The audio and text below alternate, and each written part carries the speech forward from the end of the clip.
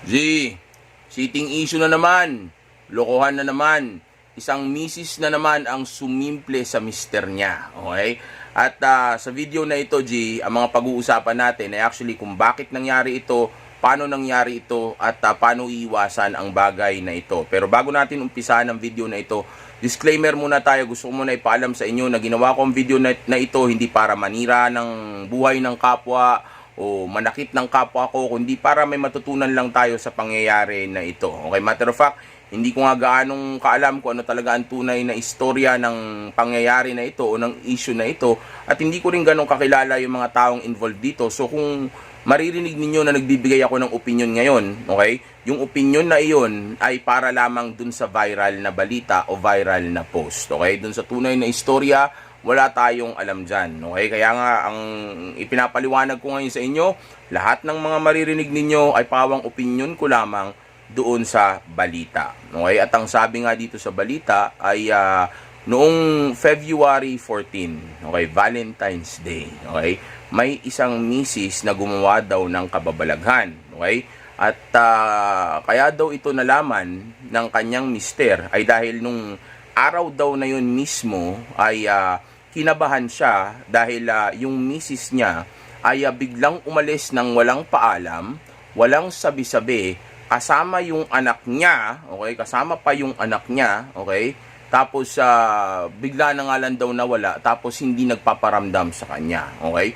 Umalis ng mismong gabi ng Valentine's Day, kung saan dapat yung mga oras na iyon, nung gabi na iyon ay para sana sa mister niya dahil nga Valentine's Day ito, okay? Na actually sa totoo lang mga G, ang pagkakasabi nila sa akin, ito daw lalaki na ito ay matagal nang naghihinala sa misis niya dahil nga daw sa mga nakikita niyang kakaiba na ikinikilos ng misis niya. At yan yung bagay na gusto kong matutunan ninyo, okay? Sa oras na makakita kayo ng inconsistency sa mga babae ninyo, o sabihin natin gumagawa na siya ng mga bagay na hindi niya ginagawa dati, like for example, biglang di na nagpapaalam, o kaya biglang tinatamad na makipagkita sa'yo, o kaya iniiba na yung sabihin nating mga sinasabi niya tuwing niyayaya mo siyang lumabas, o kaya lagi nang may dahilan, okay?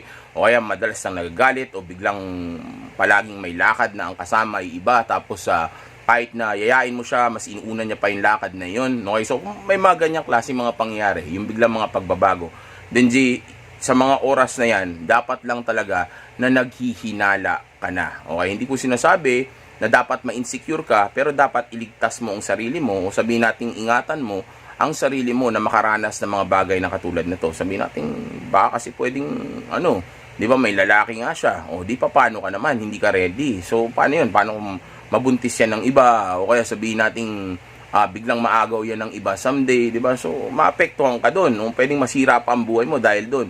Kaya importante na dapat kapag kinutubang ka na, kahit paano, dapat handa ka na. Matter of fact, hindi nga kailangan umabot sa kukutubang ka pa bago ka umaksyon o bago mo paghinalaan yung babae mo. Pero hindi ko masasabing maghinala kayo palagi.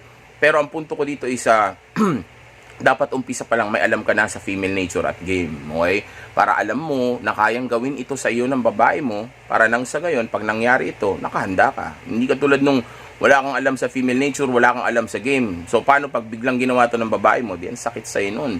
Kasi hindi ka nakahanda. O kaya, paano kung hindi mo mahuli? Di ba? So, habang buhay ka niyan lulukuhin. Nung masaklap niyan, baka magkaanak pa kayo nang hindi naman sa iyo. Okay? So, anyway, ituloy natin yung storya. So, yun nga, araw ng Valentine's Day, na wala si Mrs., walang paalam, walang paramdam, okay? Tapos, ang pagkakarinig ko, correct me if I'm wrong, do your research na lang, kasi konti lang yung mga detaling ibinigay nila dito okay? Ang pagkakarinig ko, hindi raw yata umuwi ng magdamag, kaya ang ginawa na nung mister ay pinuntahan na sa motel, okay? Yung part na yun, kung paano yun nalaman ko saang motel, yun ang medyo hindi nila shinare sa internet. Wala akong makitang balita tungkol dyan o detalye kung paano niya nalalaman kung saang motel at bakit sa motel siya napunta, o paano siya nagkaroon ng idea na nasa motel yung misis niya. Yun ang medyo wala akong balita. Pero ang sabi nga ay sinundan nga daw niya sa motel dahil nga umabot na ng magdamag ng gabi na hindi umuwi yung babae, tas kasama pa yung anak. Yun ang matindi doon, di ba? Kasama pa yung anak, manlalalaki na lang, kasama pa yung anak. Nakita niyo yung impact nun sa sa lalaki nang dahil ang pinakasalan niya yung babae, di ba? Isipin mo, hindi lang siya basta mapapaya sa sarili niya, sa mga tao, o kahit dito sa babae, o doon sa lalaki na bago ng babae niya, hindi mapapaya pa siya pati sa anak niya. Well, someday maintindihan ng anak niya na yung nanay niya ang mali dito, pero habang lumalaki yung bata, syempre, magmumukhang kawawa yung tatay niya. Actually, mismo yung tatay, wala siyang maiharap na mukha kasi nga ginawa yun ng nanay niya. Pero magmumukha siyang talaga, kawawa. For sure, makuha niya yung kahit paano yung simpatya ng anak niya paglaki niyan. Pero, hindi ko kasi alam kung ilang taon na yung bata eh. Pero, yun nga yung point dun. Isipin niyo, sinama pa yung bata. Di ba? At ang sabi, pinatulog lang daw muna yung bata dun sa hotel. Tapos, nung tulog na, tsaka sila nagtanggal na ng mga saplot nila. Okay?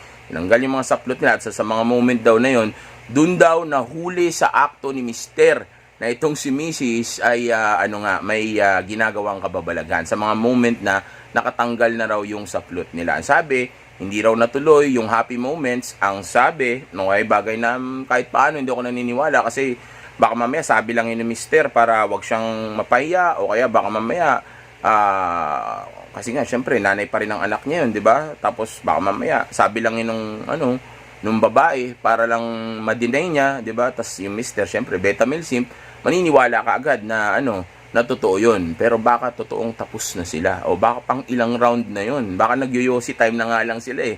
Dahil nga na sila eh. Nakapuntos na sila. So pero ang sabi nga nila dun sa report ay hindi nga daw nangyari yung happy moments kasi nga daw dumating nga daw si Mister. Kung hindi man nangyari, then good for him. Pero ang sabi niya, may isang buong buwan na raw siya naghihinala nga dito sa misis niya. So, ibig sabihin, hindi yun yung first time. Diba? Kaya nga ba sinasabi ko sa inyo palagi, pag nahuli nyo nag-cheat yung misis ninyo, wag nyo nang alamin kung ilang beses nangyari yan. Isipin nyo na lang na pwedeng matagal niya na itong ginagawa sa'yo. Kasi nga, kung ginawa niya na yan sa'yo at nahuli mo yun, o dun mo lang nalaman na may ginagawa siya, kung di pa mahuhuli, then ibig sabihin, hindi mo na pwedeng pagkatiwalaan ito at may tendency na matagal niya nang ginagawa ito sa iyo. Pero wag mo nang alamin kasi hindi mo rin naman malalaman yung totoo at baka masaktan ka lang. Mas mabuti pang tanggapin mo na lang kung ano ang female nature, kung ano talaga ang mga kababaihan. Walang loyalty sa romantic relationship, lalo na mga babae, walang loyal sa mga yan.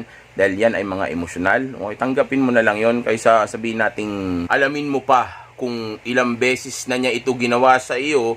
Dahil maniwala ka sa akin, kahit na sagutin ka pa niya dyan sa tanong mo na iyan, hindi pa rin yan ang totoo. Dahil kung gagamitin mo yung logic mo, bakit naman niya sasabihin sa iyo ang isang bagay na magpapababa ng tingin mo sa kanya sa mga oras na nahuli mo siya na gumagawa ng hindi maganda? O, diba? So kahit na tanungin mo pa sa kanya o sagutin niya pa yan sa iyo, still hindi mo rin naman malalaman ng totoo. So wala ring kwenta para gawin mo pa yan. Okay? Kaya mas maganda o mas mabuti pa kung ilang beses na siya nag-cheat sa iyo o kung ilang beses niya nang ginawa ito sa iyo o kung bakit niya ginawa ito sa iyo, tanggapin mo na lang. Okay? Kaysa ganyan pa yung gawin mo kasi lulukuhin mo lang yung sarili mo dahil again, ganyan talaga ang mga babae. Hindi naman sila mga masasamang tao, pero ganyan lang sila talaga. Kaya nga, kasalanan mo kapag nangyari ito sa iyo dahil pumasok ka sa isang relationship, lalo na't nagpakasal ka, nang wala ka man lang kaalam-alam sa tunay na ugali ng babae, ano ang nature nila at paano yung game. Okay, kasalanan mo yan. Well, totoong may kasalanan yung babae at may kasamaan din yung mga bagay na ginagawa nila. Okay, hindi ko tatanggalin yung blame na yun sa kanila at dapat lang talaga na i-hold sila accountable sa mga bagay na ginagawa nilang hindi tama. Tama yun. Pero tandaan mo ito, kung alam mo naman na palang ganun sila, then bakit pa kasi sinota mo, bakit minahal mo pa, bakit pinakasalan mo pa, at bakit inanakan mo pa? Diba? So, kasalanan mo yun. Lalo na kung wala kang alam sa female nature at game, kasalanan mo yun. Kahit na may mali pa sila, since ikaw ang leader, since lalaki ka, then dapat ikaw din maging accountable ka sa mga mistake mo. So, kung niloko ka niya, at nasaktan ka niya, o nagkaroon ngayon ng broken family yung anak mo, kasalanan mo yung bilang lalaki. Dahil nga, of course, ikaw yung leader. Pwede mo namang iwasan yan nung una. Pwede namang wag mong patulan yan.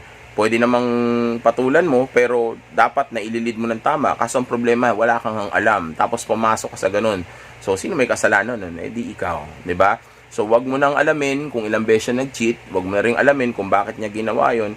Instead, tanggapin mo na lang. Masakit man, pero tanggapin mo na lang. Napakarami namang babae dyan. Okay? But anyway, tuloy tayo dun sa kwento. So, yun nga, sabi, pagpasok sa hotel, o doon sa motel, nakita niya yung misis niya, at yung lalaki ng misis niya, yung kalaguyo ng misis niya, na pareho na silang walang, di ba? Pareho na silang nag-show, okay? Sa mga moment na yun, habang tulog yung anak. At nung nahuli nga niyan, yung misis niya, ang sabi, ang ginawa daw nitong lalaki ay, binoxing daw yung tinuruan niya raw ng leksyon yung lalaki ng asawa niya. Wala yon, sa totoo lang. Suntok-suntok lang. Wala yun sa kanya. Isipin mo, yung misis mo, di ba? Inano niya yung misis mo, ginalaw-galaw niya yung misis mo, binaboy-baboy niya yun. Baka pinalunok niya pa ng yun, o baka ito pa, baka mamaya yung anak mo hindi pa sa yun. Ano yung suntok lang sa kanya? Wala yun. Isipin mo yung nangyari sa ilan dahil lang sa kapusukan mo, o dahil lang sa katangahan mo na pumasok sa isang bagay na hindi mo naman kasi alam. Wala kang alam sa relasyon, wala kang alam sa laro, wala kang alam kung paano tamang diskarte, hindi mo nga alam kung bakit kailangan mo ng babae sa buhay mo. Wala ka pang purpose in life, empleyado ka pa rin ngayon, o baka wala ka pang trabaho, hindi pa ganun kaganda ang buhay mo, pero nag-asawa ka na kaagad, di ba? Kasalanan mo lahat ng nangyari sa iyo na yan. Isipin mo, ang kaya mo lang gawin is bugbugin lang ngayon yun, o hiwalayan lang yung asawa mo, o idemanda lang yung asawa mo, pero isipin mo yung ginawa nun sa buhay mo. Isang beses ka lang mabubuhay na iputang ka pa sa ulo nang dahil lang sa katangahan mo. Diba? Dahil hindi ka nag-iisip, dahil lang ang bilis mo ma-in love, dahil lang hindi mo makontrol yung bogli mo, diba? Yung ulo mo sa baba, kinokontrol ka palagi. Dahil lang dun, diba? Masisira yung buhay mo. Makakaranas ka ng ganito sa isang experience na minsan mo lang pagdadaanan, which is yung life, diba? Isipin mo, minsan ka lang nabuhay, naiputang ka pa sa ulo, nagkaroon ka pa ng anak na hindi sa iyo, na linlang ka pa ng mga taong katulad nito nang dahil lang sa hindi ka kasi nag-iisip. Okay, isipin mo, nasuntok mo. O nga, naturuan mo siya ng leksyon, pero nakatatak na yun sa utak mo, at lalo na sa buhay ng anak mo na minsang ginawa sa yun ng isang babae na pinakasalan mo at minahal mo ng totoo, di ba? Kawawa naman ng baby, di ba? Iyak-iyak, di ba? Ngayon galit ka, ngayon manununtok ka, di ba? Ngayon magwawala ka. Samantalang may choice ka naman noon kung ang inuna mo is yung hanapin yung purpose mo, unahin yung grind mo, mag-self-improve at abutin mo yung tunay mong potential. Di sana baka si Manny Pacquiao ka na ngayon sa probinsya ninyo, di ba? So, anong inuna mo? Inasawa mo yung babae dyan sa lugar ninyo kasi ang akala mo, pag nangyari yon magiging masaya ka. O, di ba? So, ano nangyari? Naging masaya ka naman kahit paano, di ba? Kaso, ang problema, wala kang alam. Kaya ngayon, yung babae mo na ang hindi na masaya sa iyo at batong-bato na siya sa iyo, anong ginawa? Di ba? Nagpakasaya din siya sa iba. Lagi na lang kasing kasiyahan ang dahilan natin sa mga desisyon natin. Minsan, isipin nyo yung lohika kung tama ba ito o hindi. Dahil madalas, kung ano pa yung hindi masaya, yung pa ang magliligtas sa iyo. Okay? Pero, totoo lang, masaya din naman unahin ang purpose at self-improvement. So, totoo lang. Ang problema lang kasi, kaya nyo lang akala na mas masaya magkaroon ng girlfriend o asawa dahil yan yung mas madaling gawin. Sipin mo, magkakababae ka lang, makukuha mo na yung gusto mo sa kanya, di ba? Magiging masaya ka na, may regular na naanuhan, di ba? Magagalaw mo na siya palagi, di ba? So, kahit paano masaya nga naman tingnan yon kasi nakikita mo sa ibang tao, masaya yung ganun, di ba? Lalo na sa mga pelikula, sa mga teleserye. Kaya ngayon, nakala mo, masaya na kagad yung may ganong klaseng sitwasyon o ganong klaseng relasyon, which is actually wrong, hindi totoo yan, okay? Ang tunay na magpapasaya sa iyo ay hindi babae, pero may magagawa siya para kahit paano makatulong sa buhay mo. Pero ang tunay na magpapasaya sa iyo ay ikaw, yung purpose mo, yung self-improvement mo, yung success mo, okay? Yung lifestyle na mayroon ka, yung mga hobby mo, yung mga babae na i-date mo, hindi lang isa, yung achievements mo, yung purpose mo nga, yung pagkakaroon mo ng magandang katawan o magandang buhay, yan yung magtunay na magpapasaya sa iyo. Dahil yung babae, napakarami niyan. At ang kaya lang ibigay sa iyo niyan ay yung romance lang at yung regular na ex o yung may mangyayari lang sa inyo sa kama. Yan lang kayang i-provide sa inyo. Pero after may mangyari sa inyo, tingnan nyo, pakiramdam. Di ba parang okay lang, wala na, hindi na ganun kakainit sa kanya, hindi ka na ganun kaano sa kanya, hindi mo na siya ganun ka gusto kayakap o kasama kasi nga, tapos na. So, ibig sabihin, dahil lang yun sa X-drive. So, yan lang makuha mo sa babae, tapos magpapakasal ka agad ng akala mo, yun kasi magpapasaya sa iyo. So ano ngayon nangyari? Imbis na masaya ka sana, lumungkot ka. Di ba? And also, mga G, kapag sumunod kayo sa mga babae ninyo, kunyari, let's say, shota mo, asawa mo yan, okay? Pero ako kung kadate ko lang, di ko gagawin yan. Kahit nasabihin pa nating malaman ko na may bago na siya, siguro hiwalayan ko na lang, okay? O sabihin natin gagamitin ko na lang yung babae. Hayaan ko nasa roster ko lang siya, tas gagamit-gamitin ko lang. Basta safe X lang kami, at sigurado ko hindi mabubuntis. Ganun lang siguro yung gagawin ko, pero yung sabihin nating susundan ko ng ganyan, tapos hulihin pa, tas mambubugbog pa, hindi ko gagawin yung bagay na yan kasi napakadelikado niyan mga G, para lang sa babae. Paano kung may baril yun? Paano kung may tira pala yun? Sabihin natin may sira pala ulo nun, di ba? O may gawin sa akin na hindi maganda yun. Sabihin nyo, naiputan na ako ng asawa ko, nakaranas na ako ng ganyan, tapos nadali pa ako ng lalaki. Di ba? Talon-talo naman ako doon. So, kung makukutuban ko, yung babae ay ganun nga, may ginagawa ng kalokohan na ganyan. Let's say, ito pala, sign to na nag-cheat yung babae.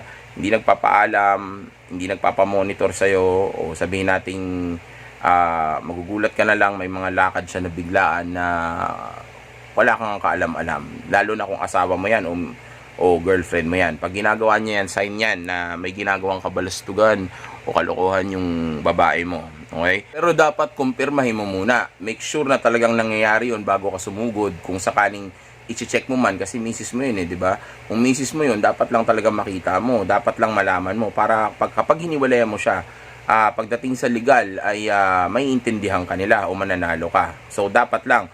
And make sure na meron kang ebidensya. Hindi lang pwedeng nahuli mo lang. I-video mo, picturean mo, o kaya magsama ka ng iba o magsama ka ng pulis, yung otoridad, okay, para nang sa gayon siguradong hindi ka mapapahamak, kasi baka mamaya mabaligtad pa yung storya o masaktan mo yung babae o anong magawa mo sa kanila at sabihin natin ikapahamak mo pa yan. Sabi mo, nangyari na sa'yo to, ikaw pa yung pwedeng makulong o ikaw pa yung pwedeng pumangit yung pangalan mo. So lumaro ka ng tama. So yes, tama na kahit paano, sundan mo para makita mo, para magka-ebidensya ka, para matapos na yung kasal ninyo, para makalaya ka na. Pero as much as possible, mas maganda kung wag na lang, lalo na kung ka-date mo lang. Pero kung marriage o married kayo, okay lang. Kasi nga, ebidensya mo yun. Dahil iwanan mo na nga siya. Pero kung di naman kayo kasal, pwede mo na maiwanan yan anytime. So, no need na para alamin mo pa. Basta i-break mo lang kung hindi mo na gusto yung ginagawa o nakikita mo naging coops na, hindi nagpapaalam sa'yo, hindi sinasabi sa'yo kung nasaan siya, di ba? O may mga ginagawa na hindi mo gusto, bitawan mo na lang. Di ba? Makipaghiwalay ka na lang. Hindi na kailangang hulihin mo pa. Kasi kung mahuli mo man yun, at alam mo naman na gano'n yung nangyayari, baka baka masaktan mo nga lang, o masaktan ka pa, o baka ano pa mangyari. Tapos sabihin nating aksaya lang ng oras mo yun di ba? Ba't mo kailangan pang hulihin? So kung nakukutuban mo lang hindi na siya tama, at ayaw mo na rin naman na sa kanya, di huli mo na lang. Na kailangan makita mo pa, baka ano pa mangyari doon, hayaan mo na lang sila. Tatatak lang sa utak mo yun. Tanda mo, pwedeng may mahuli ka talaga, pero gusto mo bang tumatak sa utak mo yun? Hindi mo na kailangan pang makita yun. Basta alam mo kung female nature na kaya lang gawin sa yan, okay ka na dapat doon. Move on lang tayo sa susunod. Kaya nga diba sabi ko, huwag kasing syutain, huwag asawahin, i-date mo lang, tapos magpakasaya ka lang sa buhay mo, tumuto ka sa grind and purpose mo, sa self-improvement mo, sa pag-abot mo sa tunay mong potensyal, at sabihin natin sa mga bagay na gusto mo talagang mangyari sa buhay mo, yung mga importante. Yun ang tutukan mo, dahil the more na gumaganda ang buhay mo, the more na dumadami ang pera mo, mas lalong dadami ang options mo, mas lalong dadami ang mga babae na magkagusto sa iyo. Okay, wag mong madaliin, wag kang masyadong mapusok, okay, kontrolin mo yung bogli mo. Marami masyadong babae para sirain mo ang buhay mo. Dahil ang buhay mo, pag sinira mo yan, mahirapan ka ng ayusin yan, lalo na kung masyadong brutal yung ginawa mo sa buhay mo. Hindi katulad ng babae yung sabihin nating mawawala lang sa'yo, yan, kaya mong palitan. 4 na bilyon yan at matagal ka pa mabubuhay sa mundo. Hindi katulad nung ang nasira yung buhay mo, then of course, yung mga babae na mismo ang lalayo sa'yo. Okay? So, ingat kayo mga G. Okay? Iwasan yung committed relationship at pagpapakasal na yan. Pero kung gusto mo talagang gawin, at dahil religious ka, bahala ka na sa yan. Basta alamin mo kung ano ang female nature at ano ang game, lalo na yung batas sa kasal. Okay? Dahil maniwala kayo sa akin, hindi umakma yung batas ng kasal, yung sitwasyon o yung setup ng kasal sa female nature at game. Maniwala kayo, hindi sila uubra dahil contradicting yung mga nila, yung pagkakagawa sa kanila o yung sitwasyon na yan. contradicting. Hindi akma yung kasal para sa female nature o sa para maging para magstay siya sa'yo. Hindi siya akma dahil nga magva-validate siya, dahil nga mamamatay yung mystery, dahil nga magkukumit ka, bababa ang tingin niya sa'yo. So, yeah, hindi siya applicable, hindi siya match, okay, na gawin. Okay, kaya pag ginawa mo, ano mangyari, ganito magiging resulta niya. Actually, yung mga ganitong klaseng storya, since hindi celebrity yan, buti nga nakikita pa natin, nalalaman pa natin yan eh. Sa totoo lang, maraming nangyayaring ganyan. Yung mga celebrity o kilalang tao, yung storya nila, yun nga lang ang nalalaman natin. Pero yung mga ganito, ang dami yan. Sa Rafi Tulfo in Action, ang dami yan. Paano pa yung mga hindi natin nakikita? So, kung iniisip nyo, isa o dalawang tao lang ang dumadanas ng ganyan, o nagkakaroon ng ganyang klaseng problema, mali kayo dun. Araw-araw, napakaraming tao, baka lampas 10 pa yung dumadanas ng ganyan, hindi lang natin nakikita. At yung iba hindi kasi nagsasalita o kinikip na lang kasi nila na maayos pa rin o buo pa rin sila sa relasyon nila kahit na may ganyan na. Pero laging nangyayari yan. Kaya nga ang tanong ko sa inyo palagi, gaya na sabi nila, lahat ng mag-asawa at lahat ng ng magsyota ay nag-aaway. Gusto nyo ba yan? 'Di ba? And also, ang sabi nila, hindi raw loyal ang babae. So, bakit ka mag-aasawa? 'Di ba? Tsaka sabi nila, ayaw daw ng babae sa nice guy. Ang gusto nila is bad boy. So, bakit ka magkukumit? 'Di ba? Kasi nga, pinaka-nice na pwede mong gawin sa babae is yung pakasalan siya. So, paano ka magiging bad boy kung kasal ka? Imposible yun. 'Di ba? So, ang daming ang daming downside na hindi umaakma para tuloy-tuloy yung relationship ninyo. So, kung alam mo may flow yun at hindi pa maayos yun, ba't ka papasok doon? Huwag mong lokohin ang sarili mo.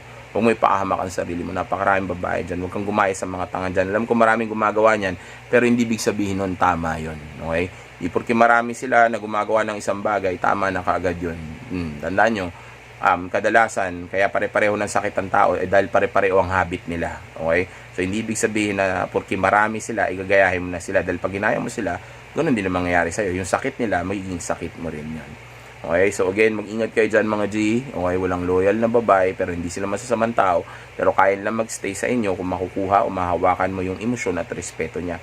Pero without the respect, without the emotions, maniwala kayo, kahit gaano pa kayo kagwapo, kahit gaano pa kadami ang pera nyo, kahit na gaano ka pa kayo katalino, katalentado, o kung ano man ang mga skills na mayroon kayo, kahit na sobrang lupit nyo pa na lalaki, kung wala kang alam sa female nature at game, yung babae na iyan ay iiwanan at iiwanan ka. Kung hindi mo hawak ang emosyon niya, kung hindi sabihin nating hindi siya ganun ka-attracted na sa iyo o hindi kanya respetado, mawawala at mawawala pa rin sa iyan. So, hindi siya worth ng investment mo.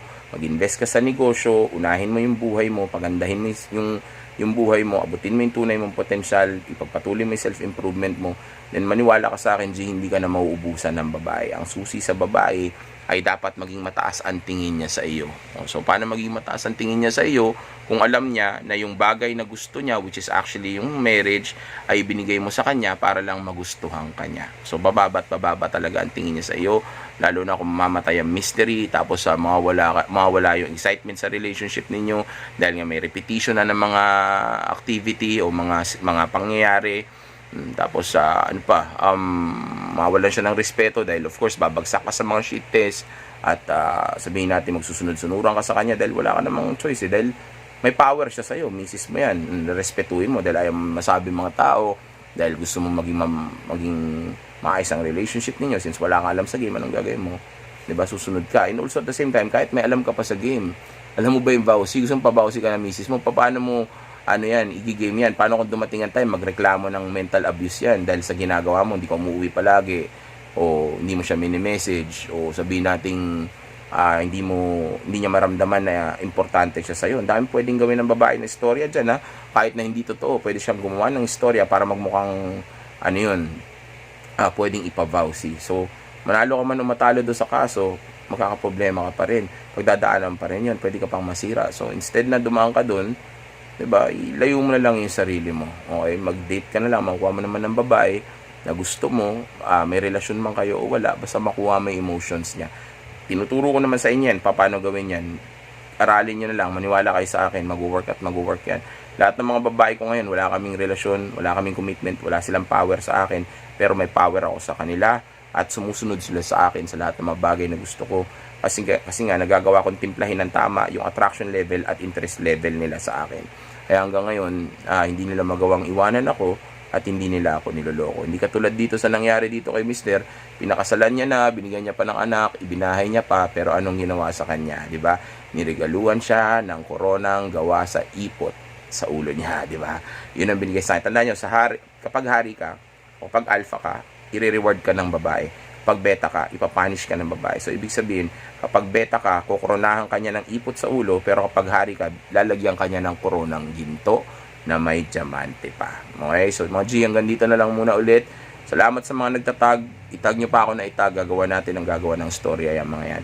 Gagawin ko lahat na magagawa ko para expose yung flow ng marriage at committed relationship. Kaya kahit sino pa makipaglaban dyan, na tama ang mag-commit at magpakasal, ipagpapatuloy ko pa rin ito dahil naniniwala ako na kung sino man umagin sa akin dito, magpapatuloy ko pa rin ito kasi ako alam ko kung ano yung flow dito. Bagay na hindi nila nakikitang lahat kasi nga mga tanga yung mga yan dahil when your emotions are high, your intelligence level is low. So since in love sila, hindi nila nakikita yung nangyayari kahit na nasa harapan nila lahat ng lahat ng pruweba. Lahat ng pruweba mula sa mga celebrity, mga simpleng tao, mga politician, lahat nandyan na. Ang cheating ay nangyayari, ang isang committed relationship ay hindi mag-work, ang marriage ay delikado, okay, pero of course, nagbulag-bulagan sila dyan kasi nga, hindi yan yung gusto nilang marinig at masaya pa kasi sila. Pero sa oras na mangyari na yan sa kanila, magigising din yung mga yan. So, yeah, I'll fight for this until the death of me, okay? Hanggang sa mawala na ako sa mundo. Ipaglalaban ko at ipapaalam ko palagi sa inyo na sila ay nagsisinungaling dahil maniwala kayo sa akin. Sa oras na mag-commit ka sa babae, lalo na pag magpakasal ka sa babae at i-validate mo siya, doon ang umpisa ng pagbagsak ng relasyon ninyo at pag-umpisa ng pagtingin ng misis mo o ng babae mo sa ibang lalaki. Okay, kaya mag-ingat kayo. Again, unahin ang grind and purpose, self-improvement, pag-abot sa tunay na potensyal, okay?